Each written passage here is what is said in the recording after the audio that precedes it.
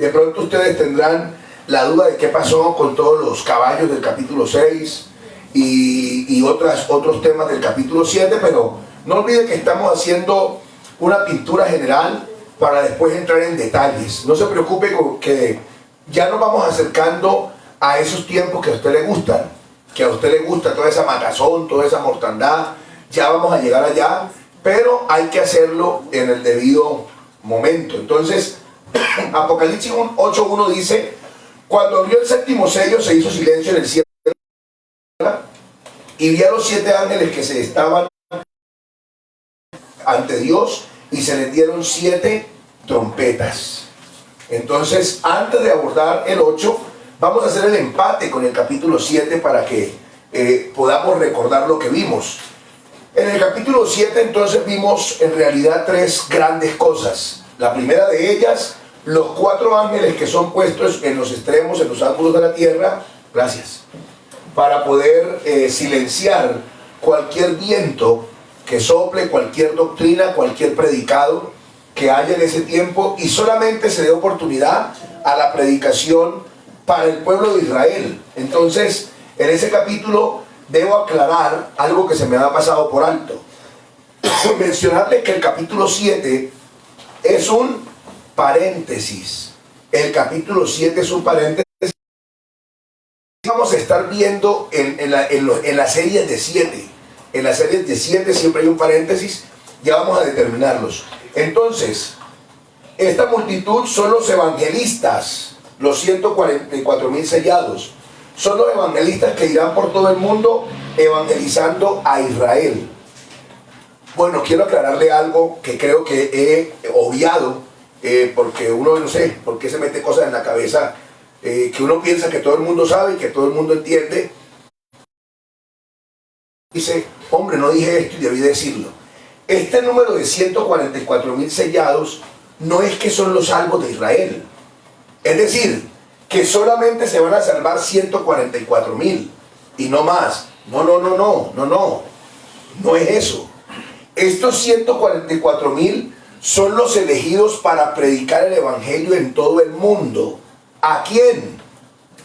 A Israel. ¿Por qué a Israel? Porque en este momento hay judíos ¿en qué parte del mundo? En todo el mundo. ¿Y quién les va a ir a anunciar el evangelio? Por ejemplo, los que viven en Medellín. A eso son estos 144,000 sellados. Porque este evangelio tiene que ser un evangelio masivo y rápido. Entonces no se puede esperar un ejemplo, que el que viene a evangelizar a los judíos en Bucaramanga, esperar que termine con ellos para ir a predicarles a los que están en Medellín. No. Estos 144,000 sellados saldrán por todo el mundo a ubicar a sus hermanos judíos y a predicarles el evangelio. El 144,000 sellados es un número de perfección. 12 por 12 por 1000. ¿Ya? Entonces usted dice, no, pues ¿qué cuenta esa? Pues yo puedo hacer otra cuenta también que me dé 144,000. Sí, pero es que 12 es el número de gobierno divino. Y multiplicado por ese 1000 es la plenitud, es decir, el número completo. Es un número que demarca la claridad de Dios al enviar la salvación para su pueblo. Entonces, de estos 144 sellados, usted nota que en la lista que hay unas tribus que no están. Por ejemplo, la tribu de Dan no está. Está Manasés en cambio de Dan. Y Efraín tampoco está. Está José. ¿Por qué Dan y Efraín fueron sacados de esa lista? ¿Tiene una maldición? Bueno, sí tiene una maldición. Eso está registrado en Deuteronomio, la maldición que cayó sobre ellos. No como tal Dan y Efraín, sino la declaración de la ley. Cualquiera que sea idólatra y quite el lugar de Jehová y adore ídolos, entonces no podrá tener esta participación. Pero usted ve en Segunda de Reyes cómo Dan y Efraín fueron las dos únicas tribus que decidieron no dar la gloria a Dios, sino dedicarse a predicar ídolos. Y ese día, entonces Dios les dijo, hasta aquí con ustedes. A partir del momento ustedes no son dignos de predicar, de enseñar o de llevar mi palabra. Por eso no están en este grupo. Aclaro que estos 144,000 sellados no son los salvos de Israel. Es decir, que el Señor tiene 143,999. 144 ya. Y llegó un judío y dijo, yo quiero creer. No, qué pena. Ya. No, este número es el número de los evangelistas y es un número simbólico, no es que es literal los 144,000, que no puede ser 144,001. No. Estos son los evangelistas que el Señor tiene para evangelizar ¿a quién? A Israel, a su pueblo. ¿Y por qué ellos y no nosotros? Porque nosotros estamos en el cielo. Entonces nosotros no podemos evangelizar porque ya estamos en el cielo. Entonces necesita el Señor unos evangelistas y coge a estos. Hermano, pero los salvos, ya, no se afane, no esté ansioso, vaya al ritmo que nos va marcando la Escritura. Entonces, estos son los evangelistas que irán por todo el mundo evangelizando a Israel. Y esta multitud de ropas blancas es la iglesia que salió de gran tribulación. No olvide que no es la gran, sino de gran tribulación, y vimos las razones de por qué. Y además, analizamos las características de esta multitud, y ninguna de las características se puede aplicar a Israel. Entonces, por eso es la iglesia. Número 2, ¿por qué no son gentiles que se quedaron después de que el Señor vino por la iglesia? Porque el capítulo 7 es un paréntesis que Dios hace, porque las acciones que esta gente está mostrando ya se dieron, porque este pueblo, esta multitud está en el cielo, no en la tierra. Entonces es un paréntesis, y ya va a ver cómo Dios en este libro de Apocalipsis hace esos paréntesis 3 veces más. Entonces entramos al capítulo 8. Ahí tenemos el capítulo 8. Estamos viendo unas escenas bastante llamativas. No sé, parece una película Avengers.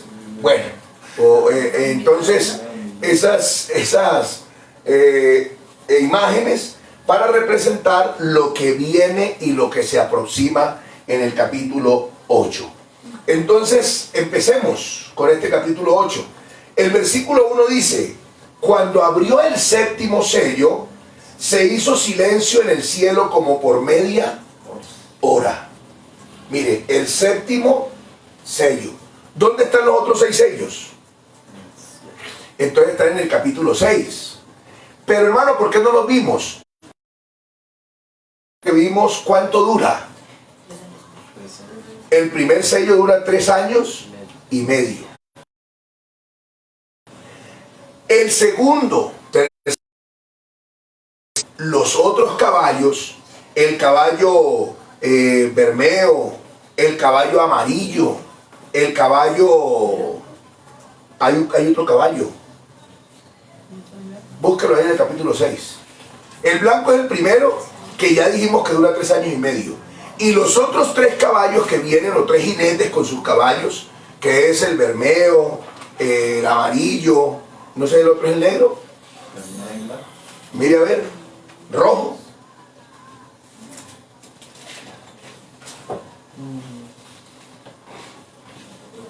¿Ya lo vieron o no? ¿Alguien que ha leído ya?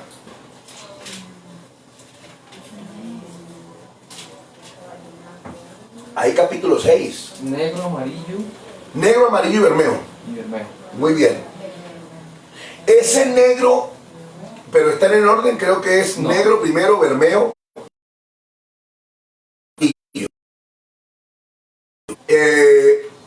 Bermejo o bermeo rojo.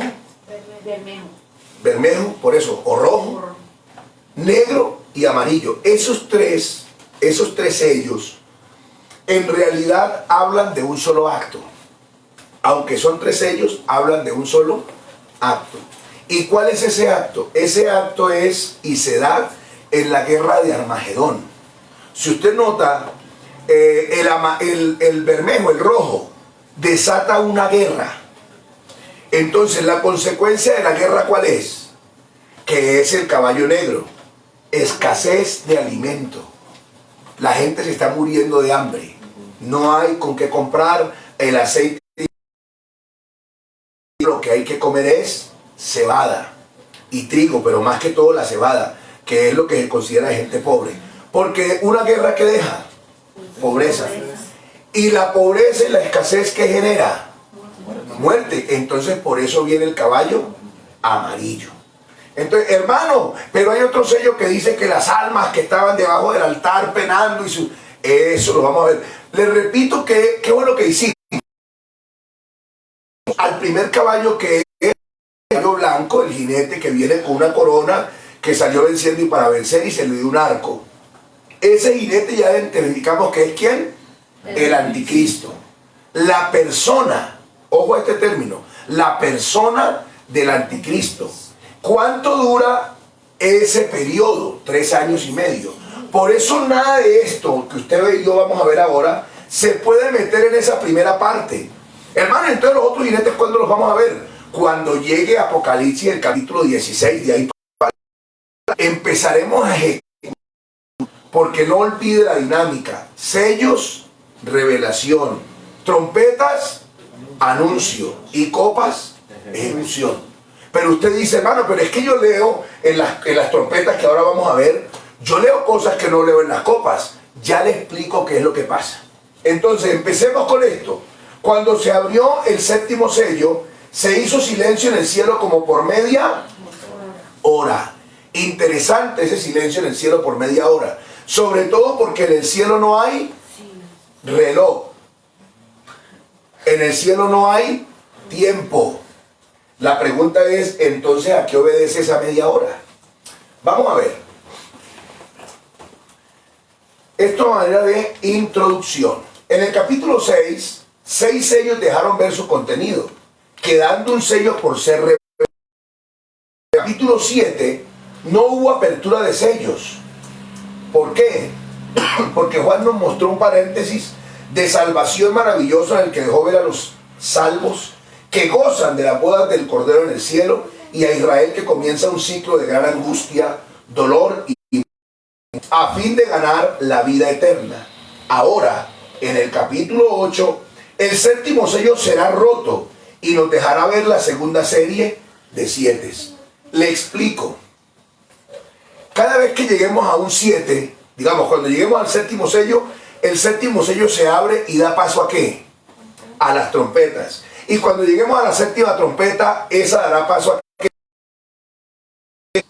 ¿Sí? Entonces, veamos que esto lo va a entender usted más adelantico. Media hora. ¿A qué puede hacer referencia esa media hora? Es la transición de la gracia al juicio. Esa media hora denota una importancia. Mire, la Biblia desarrolla o habla de silencios. Por ejemplo, Jehová está en su templo, calle delante de él toda la tierra. Cuando hay un silencio, se está advirtiendo algo que va a ser solemne. Cuando llega un momento serio, cuando llega un momento de seriedad, usted ve que la gente calla. Esa media hora en el cielo, en realidad, no es que en el cielo haya tiempo, porque en el cielo hay esa eternidad. El hecho de que Juan mencione que hubo un silencio por media hora, lo que está es dándonos la dirección y la implicación de lo que viene. Entonces veamos esto, vea. Dice que esa media hora implica, primero, la severidad de lo que viene. Segundo, la indignación del que va a aplicar esa severidad. Y tercero, la prontitud con la que se va a ejecutar. Dice aquí, nunca tomen venganza ustedes mismos, amados, sino den lugar a la ira de Dios, porque escrito está, ojo a esto, mía es la venganza, yo pagaré, dice el Señor, y eso lo dice en Romanos 10:12. Pero me gustaría tomar lectura de las citas que tenemos ahí para que usted las tenga un poco más referenciadas y entendamos de qué estamos hablando. Entonces la primera cita es Romanos 11, el versículo 22 dice, mira pues la bondad y la severidad de Dios. La bondad y la severidad de Dios. La severidad ciertamente para con los que cayeron, pero la bondad para contigo, si permaneces en esa bondad, pues de otra manera tú también serás cortado. Entonces vea que Dios tiene bondad, prosperidad. Ya los que disfrutaron la bondad están en el... Ahora, ¿qué queda? La severidad de Dios, que es especialista. Yo le he dicho muchas veces, yo admiro a Dios por su bondad, por su amor, por su misericordia, pero también lo admiro en la venganza.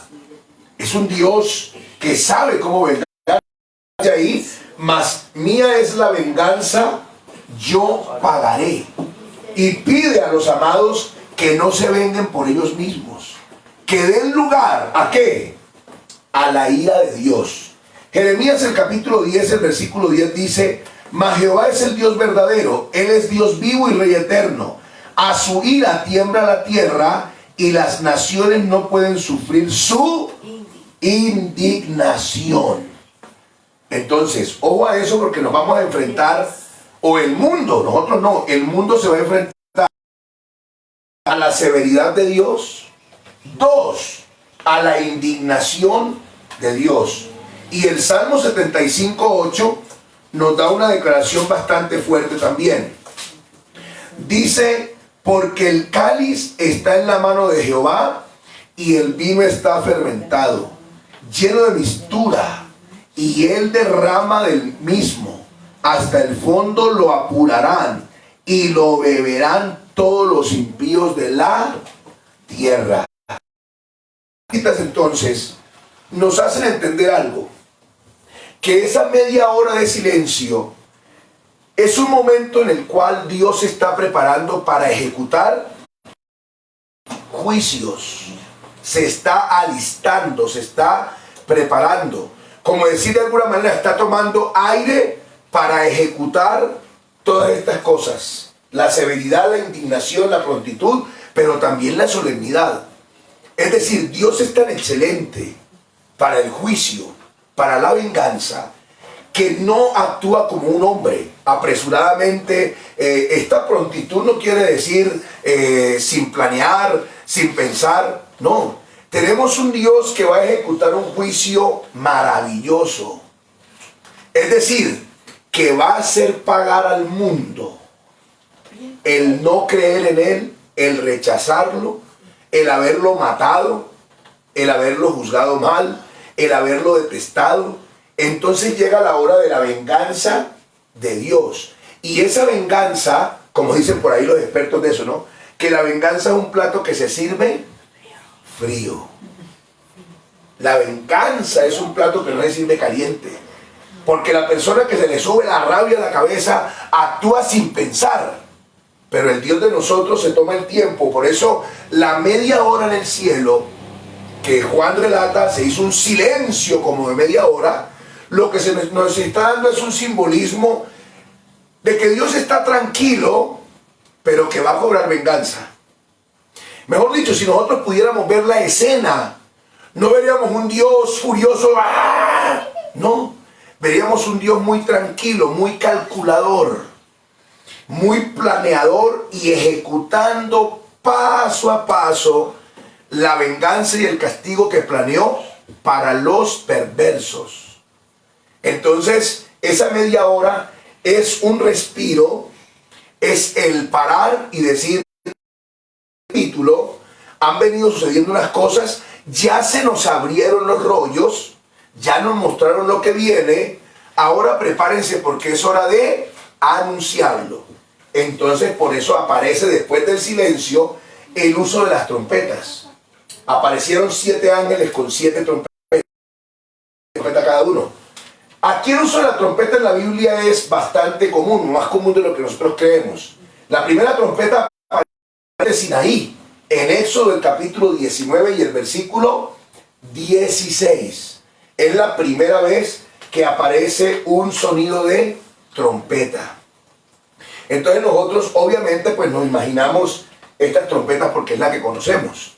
Pero el pueblo de Israel no tenía este tipo de trompetas todavía en este punto, no así como las conocemos nosotros. Ellos lo que usaban era el shofar. ¿Cómo es un shofar? Páseme aquello que tengo allá, vea. Entonces, alguien que alcance, alguien que tenga la estatura necesaria para llegar hasta allá. Entonces, esto es una pequeña muestra en todo el sentido de la palabra pequeña, porque esto es un shofar, usted lo puede ver ahí. Hay unos obviamente más grandes, los que se van a tocar obviamente son más grandes y los que tocan ellos son más grandes. Este shofar tiene 7 sonidos diferentes, pero usted no le ve ni huequitos, ni teclas, ni llaves. No, esos sonidos diferentes se los da la persona que lo maneja. Este shofar se toca de lado, aquí, no así de frente, sino de lado, para que dé la implicación del sonido. A mí no me suena ni el séptimo sonido ni el primero, ¿no? Pero este es el sonido que se tocaba y que ellos tenían que identificar. Entonces, el primero aparece en Éxodo 19:16. El segundo, para ser instruidos, número 10, del 1 al 10. Había un sonido, y allí es donde aparecen las 2 trompetas de plata, que se hacían de plata. En la rutina del pueblo, un sonido era para reunir al pueblo, para reunirlo, para que el pueblo se reuniera y para que fuera instruido. Así como hoy, cada vez que esta trompeta suena, mientras estamos en esta tierra, ¿para qué suena? Para instruirnos. Nos reunimos en la iglesia, en el salón, a través de estas transmisiones, para ser instruidos en la palabra. Aquí está sonando la trompeta, pero su sonido es un sonido de... El segundo sonido que aparece en Números es el sonido para emprender la marcha. Mire, el pueblo tenía que tener el oído afinado para escuchar el tipo de sonido que se producía. Ellos escuchaban el shofar y entonces decían, ese sonido es de reunión, de asamblea. Ese sonido es de marchar a la guerra o de marchar, de levantar el campamento.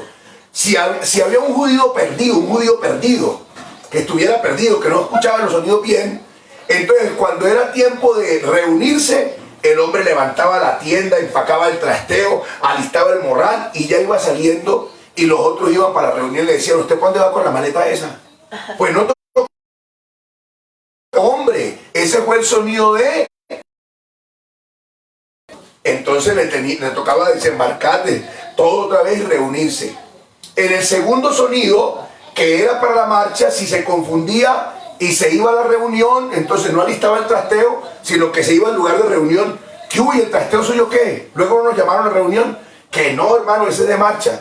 Entonces el pueblo tenía que tener el oído afinado. ¿Para qué? Para identificar el llamado que se le hacía. Hay un sonido también de la batalla para salir a pelear.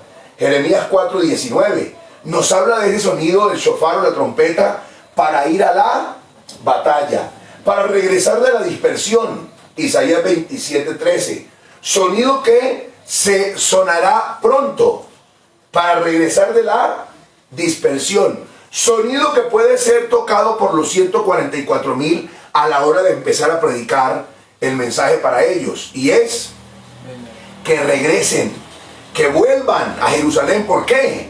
Porque va a llegar el Mesías y porque vaya a llegar la hora de ser la capital mundial y porque está llegando el momento de reinar. Así que todos empezarán a regresar.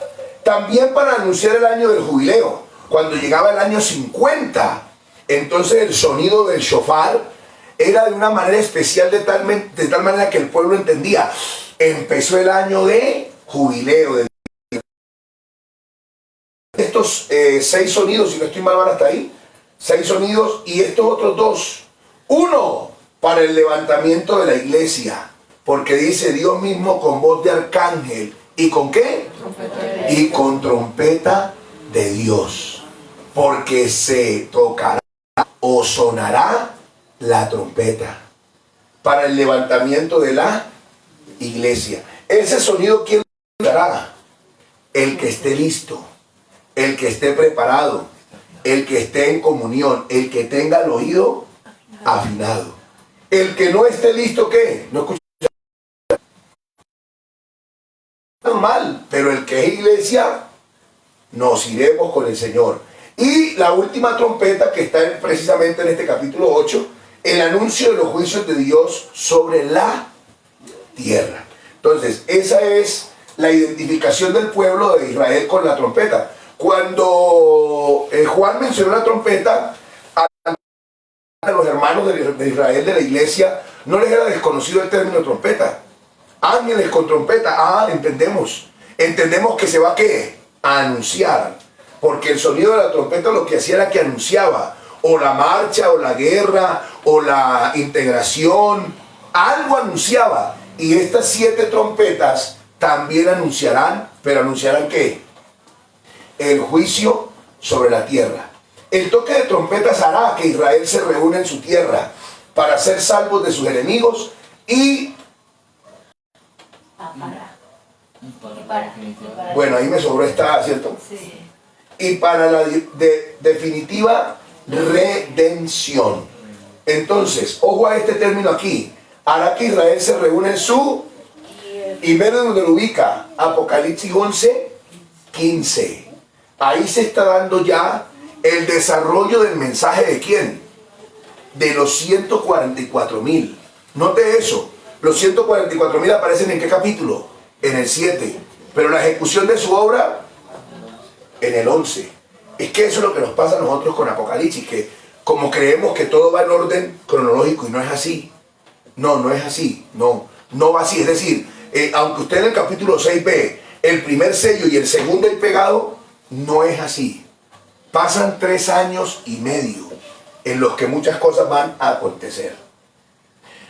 Serie de 7. El método es el mismo. 6 se abren y luego se da el paréntesis introductorio de la serie siguiente, indicando así que están interrelacionados sellos, trompetas y copas. Entonces, si usted nota lo que hacemos nosotros en la dominical, cuando vamos a empezar la enseñanza, ¿qué hacemos? Mencionar lo que vimos la clase pasada o la enseñanza pasada, para no empezar desde el aire, sino de tener una manera de interrelacionarnos, de agarrar de dónde veníamos para seguir hilando. Entonces, aquí en la serie de 7 tenemos un método que es el mismo. ¿Cuál es? 6 se abren, viene en paréntesis, y el 7º es lo introductorio al siguiente paso. Por eso entonces tenemos sellos, trompetas y copas. Y reitero esto, que esto quiero que quede muy claro, hermano, hermana, amigo. Entiendo que no es fácil para algunos asumir, porque cuando leen las trompetas, sobre todo los juicios que se dictan en las trompetas, ellos están convencidos de que son cosas que se dan de una vez. Pero vea usted, si usted lee los sellos y después lee las trompetas y después lee las copas, hay una cosa curiosa. Por ejemplo, que los sellos dicen que la tercera parte de la naturaleza fue destruida. Pero cuando usted va a las trompetas, otra tercera parte fue destruida. Y cuando va a las copas, otra tercera parte fue destruida. Si habláramos del 100%, la tercera parte, ¿cuánto es? La tercera parte. Una tercera parte. Una tercera parte de 100%, ¿cuánto es? 33.3. ¿Ya? 33.3. Entonces, si en los sellos se acaba el 33.3% de la humanidad, y en las trompetas el otro 33.3%, y en las copas el otro 3.3%, ¿cuánta gente pasa el milenio? Como un 0, ¿Qué mundo queda 1%. para el milenio? ¿Qué leones que no muerdan? Pues ninguno, porque todos murieron. Entonces, eso es lo que nos debe hacer entender es, hombre, aquí hay algo. Que si el caballo bermejo, negro y amarillo matan la tercera parte de la población, ¿cómo es posible que después las trompetas maten la otra tercera parte y en las copas la otra tercera parte. Entonces usted lo que dice es, no, aquí hay algo que me quieren informar. ¿Y qué es? Que en realidad las tres cosas, sellos, trompetas y copas, solamente acabarán ¿cuánto? La tercera parte del universo, de la naturaleza y del ser humano. ¿Cuántas personas ha matado esta pandemia? 1 millón. Mundialmente más de 1 millón. ¿Y usted cree que eso obedece a cuántas partes de la población mundial? ¿Al 10%? No, nada, nada. Entonces imagínese lo que viene. Si nos encerraron y nos pusieron bozal por una pandemia, ¿qué ira? La ira de Jehová se desate. ¿No ve que dice al final del capítulo 6?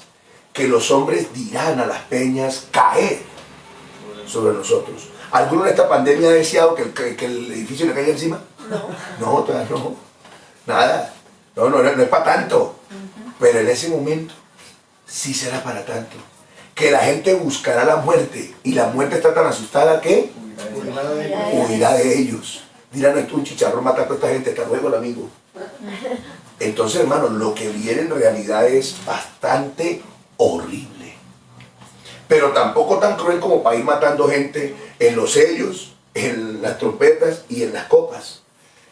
Que hermano, que yo leo las copas, yo leo las trompetas, yo leo los sellos y veo que en los sellos hay un tipo de castigo y en las trompetas otro y en las copas otro. No son otros tipos de castigo, para mí son complementarios. ¿Ya? Si usted lee, por ejemplo, la quinta trompeta y la compara con la quinta copa, tiene relación. ¿Ya? Entonces, un ejemplo, voy a poner un ejemplo. Dice que, esto es un ejemplo, que en la quinta trompeta el sol se oscurece. ¿Ya? Pero resulta que la copa dice que la tercera parte del sol se oscureció, y la tercera parte de la luna, y la tercera parte de las estrellas, y la tercera parte del día y la noche estaban oscuros. ¿Tiene relación lo uno con lo otro? Sí, claro. ¿Ya? Y de pronto dice, un ejemplo, en la copa dice, y a causa de la oscuridad muchos van a morir, porque no veían por dónde estaban caminando, entonces se iban a los precipicios y se estrellaban y se mataban. Mano, pero las trompetas no lo dice. No tiene que decir. Y el sello menos. No, es que el sello es la apertura para que alguien lea el contenido que viene. Lea. No estoy diciendo nada, lea. ¿Ya? Pero ahí Juan alcanza a ver hambrunas. Sí, claro, porque acuérdense que el sello estaba escrito ¿por dónde? Por dentro y por fuera. Entonces Juan, lo que medio alcanzaba a leer, decía, uy, viene hambrunas. Después veía la trompeta. Entonces la gente piensa que al leer trompeta era que ya estaba pasando. No, se está anunciando lo que viene. ¿Sabe qué me aterroriza a mí de eso? Hermano, que aunque a usted, ojalá usted no vaya a quedar, pero si usted se quedara, le van a anunciar lo que viene y no hay manera de evitarlo. No hay manera, no hay forma en que usted diga, no, yo creo que yo me salvo de esa. Nada. Por eso, hermano, usted que está pecando, arrepiéntase. Y usted, amigo, que no se ha convertido, conviértase, porque lo que viene es horrible. Veamos esto de los sellos, de las copas, de las trompetas, pero sobre todo de la serie de 7.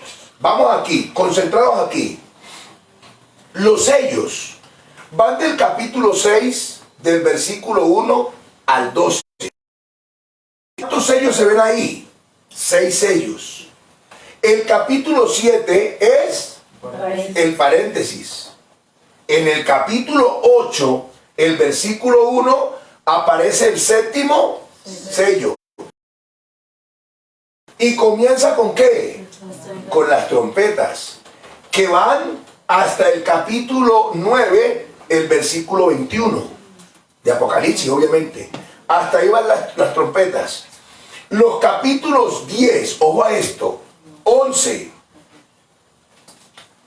el capítulo 10 y 11 versículo 14, capítulo 11 versículo 14, hacen el siguiente, este paréntesis, que estábamos en la tierra y ¡pum!, nos volvieron a llevar al cielo. Aquí hay que hacer un pare, porque aquí hay un paréntesis del 10 al 11 14. Del 11 15 se toca la séptima trompeta y da apertura ¿a qué? al paréntesis del capítulo 12 que va hasta el capítulo 15. Capítulo 12, 13, 14 y 15 es un paréntesis. Y en el capítulo 16, versículo 1 al 12, se da comienzo a las copas, a la ejecución. Hasta los versículos, del versículo 13 al versículo 16, se hace un paréntesis. Y ahora en la séptima copa ya no hay paréntesis. ¿Por qué? Porque ya no sigue más nada. Entonces dice, y lo que sigue, que es a partir del capítulo 19 a 11, ya no pertenece a la semana 70.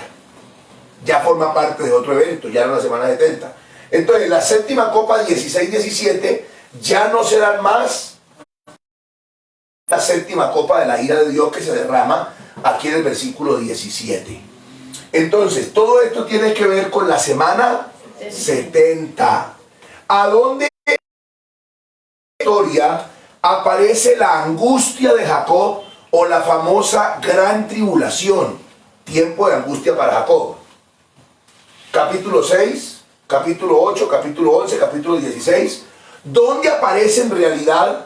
¿Dónde aparecen los segundos 3 años y medio, la segunda mitad de la semana 70? La conocida gran tribulación. ¿En qué capítulo de Apocalipsis aparece? En el capítulo 16, que es donde aparece la ejecución de las copas. ¿Vamos bien hasta ahí? Bueno, si tiene preguntas, anótelas y se las hace el Señor cuando llegue al cielo.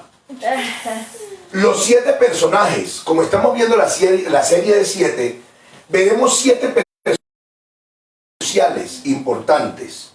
La mujer vestida del sol en el capítulo 12, el dragón del capítulo 12, el hijo varón del capítulo 12, Miguel del capítulo 12, la mujer vestida de rojo del capítulo 17, la bestia que sube del mar capítulo 13 y la bestia que sube de la tierra capítulo 13. Estos son 7 personajes que forman parte de la serie de 7 en Apocalipsis. Pero me quiero referir, para dejarle claro, si usted quiere pasar este capítulo 17 para aquí abajo, lo puede hacer. ¿Ya? Lo pasa de aquí para acá y no hay problema. Entonces, aquí quiero preguntarle, ¿quién es esta bestia que sube del mar? La bestia que sube del mar, capítulo 13 de Apocalipsis. Para que usted vea una cosa ahorita. ¿Quién? El mar son la muchedumbre, ¿no? La muchedumbre. La bestia que sube del mar. ¿Qué capítulo es este? ¿Y dónde aparece el anticristo? No, el caballo blanco. ¿El caballo blanco de quién? Del capítulo 6. Mire, capítulo 6 aparece el anticristo, la persona del anticristo. Y en el capítulo 13 aparece a la bestia que sube del mar. ¿Por qué? Si ya apareció en el capítulo 6. Pero hay otra cosa, que aparece otra bestia. Bueno, esta bestia del capítulo 13 es la misma del capítulo 6. Es el anticristo. Solo que en el capítulo 6 aparece ¿qué? Como paz, Sí, señor, muy bien. Como un conquistador que seduce a través de paz, de alimento. ¿Sí? Esa es la primera etapa. En esta parte, ¿qué aparece? La segunda parte. ¿Y cuál es la segunda parte? La que leímos en capítulo 9 de Daniel, que dice, y a la mitad de la semana, ¿qué hará? Romperá el pacto. Ahí aparece la bestia. Allá es el jinete del caballo blanco, bonito, con una corona, que salió venciendo y para vencer. Compañero, ¿cómo estás? ¿Cómo estás? ¿Cómo te va? ¿Necesitas un mercado? Claro que sí, déjame el mercado aquí al hombre. Chévere. Pero en el capítulo 13 va a salir lo que es realmente la bestia. Pero hay otra cosa, que en la parte segunda del capítulo 13, como en el versículo 11, sube otra bestia. ¿Ahora de dónde? De la tierra. ¿Tierra es qué?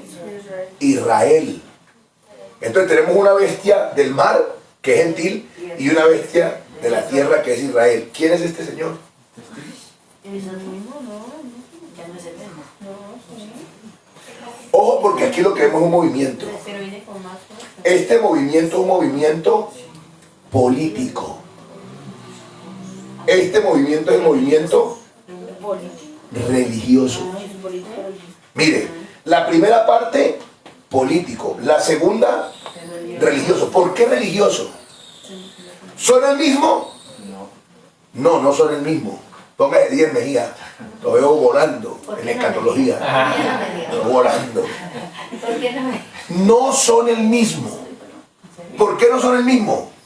Porque cuando lleguemos allá, usted va a ver cuál es la intención de este, porque esta es la parte que religiosa. Y esta parte religiosa, ¿qué quiere? ¿Cuál es la predicación de él? ¿Qué es lo que él va a querer? ¿Que lo adoren a quién? A él no.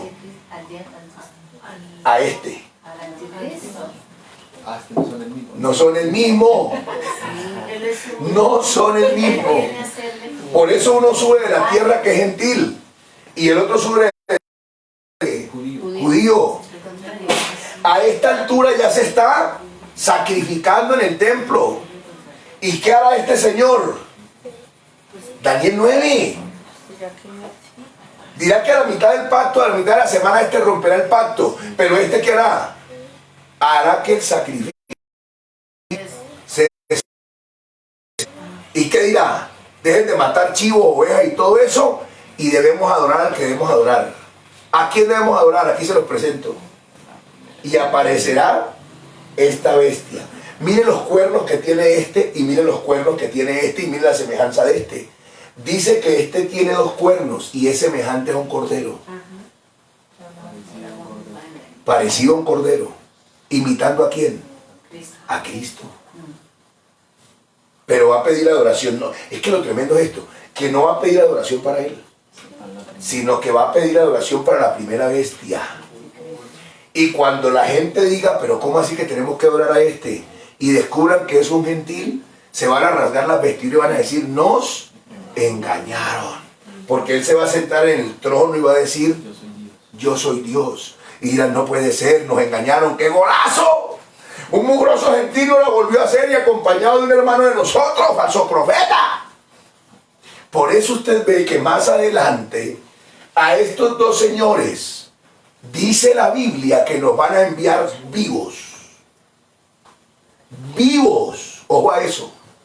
¿Vivos a dónde? Al lago que arde en fuego. Primero que van a ir. Estas 2 bellezas. Bueno, eso está en el capítulo ¿qué? 13. Pero lo que quiero que usted note es que este señor apareció en el capítulo 6. Apareció con carita de yo no fui. Y vamos a ver que en el capítulo 13 se vuelve una bestia. Se vuelve no, siempre ha sido. Pero es que la magia de él es el engaño, la trampa. Este hará que cesen los sacrificios y dirá, no quemen más chivos, no quemen más ovejas, porque aquí está el que deben adorar. Y entonces se levantará, se sentará en el trono y dirá, adórenme a mí que soy Dios. Y ahí lo recuerda, y ahí se vuelve la trifulca. Porque ahí es donde aparece el capítulo 16. Donde aparece entonces, ¿qué? El tiempo de angustia de Jacob.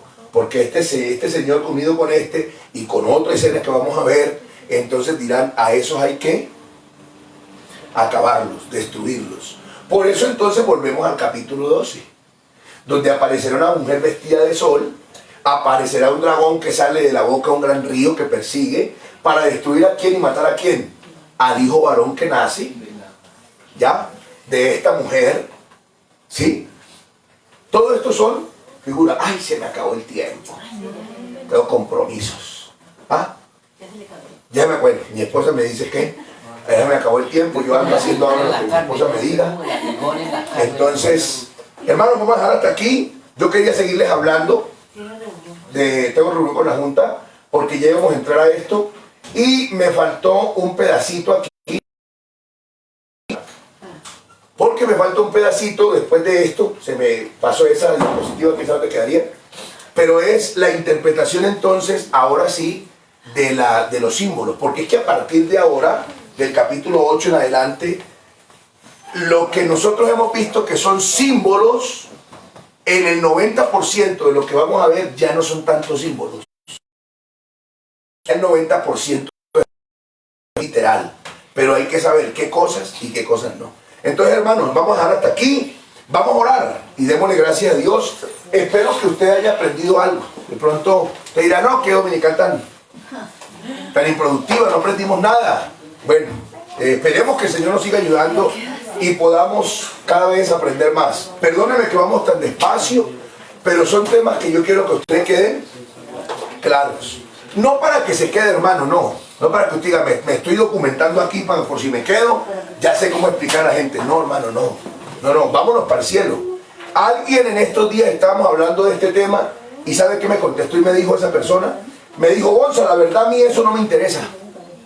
No me enseñes de eso, no me digas nada de eso, no quiero saber nada de eso porque yo aquí en este mundo no me voy a quedar. Entonces, ¿para qué me explicas algo que yo no quiero vivir? No, enséñame otra cosa. Un compañero mío. Y le dije, bueno, está bien, no hay problema. Te enseño entonces otra cosa. Él me dijo, es que ¿para qué, Gonza, me enseñas eso? Si eso yo no lo voy a vivir, no lo voy a... Y yo le dije, pues yo lo enseño a la iglesia, no es para que la iglesia lo viva. Y para que me digan, hermano, qué chévere conocer al anticristo y ver esa transformación de 3 años y medio que llega todo chévere. Y no tiene que esperar. Pues mire los políticos en campaña, regalando tamales y baños inodoros y te dejas decir... Y después cuando está en el poder usted va a saludarlo y no lo reconoce, se convierte en una bestia. Ya, eso es lo que va a pasar, pero a grandes escalas, ya a un nivel más alto. Porque no olvide que detrás de todo esto, vimos que va a pasar la ira de Dios. La venganza de Jehová se cumplirá dentro de todo esto. Entonces, hermano, no se quede, vámonos con el Señor a disfrutar de la vida eterna. Señor Jesús, en esta mañana agradecemos de manera especial la bendición que nos das, Señor, de tu palabra. Permítenos conocer el tiempo, Señor. Permítenos tener la claridad de las cosas. No porque queramos, Señor, participar de todo esto. No, al contrario. Nosotros cuando esto suceda en esta tierra estaremos en el cielo disfrutando de las bodas del bima de Cristo, Señor, alegrándonos con nuestros hermanos, con nuestra iglesia, Señor, disfrutando de tu presencia y compañía. Entre tanto este mundo se debate en una declive, Señor, de dolor, de amargura, Señor, de tristeza, de dolor, de castigo y de sufrimiento. Por eso, Señor, vale la pena creer en ti, por eso vale la pena aceptar el sacrificio tuyo en la cruz por nosotros. Gracias, mi buen Dios. Gracias, mi Salvador Jesucristo. Guárdanos sin caída hasta el día de tu venida, Señor. Amén y amén. Demos gloria a Dios. Gloria a Dios. Gloria a Dios. Hermanos, paz de Cristo y buena tarde para todos. La Junta Local ya les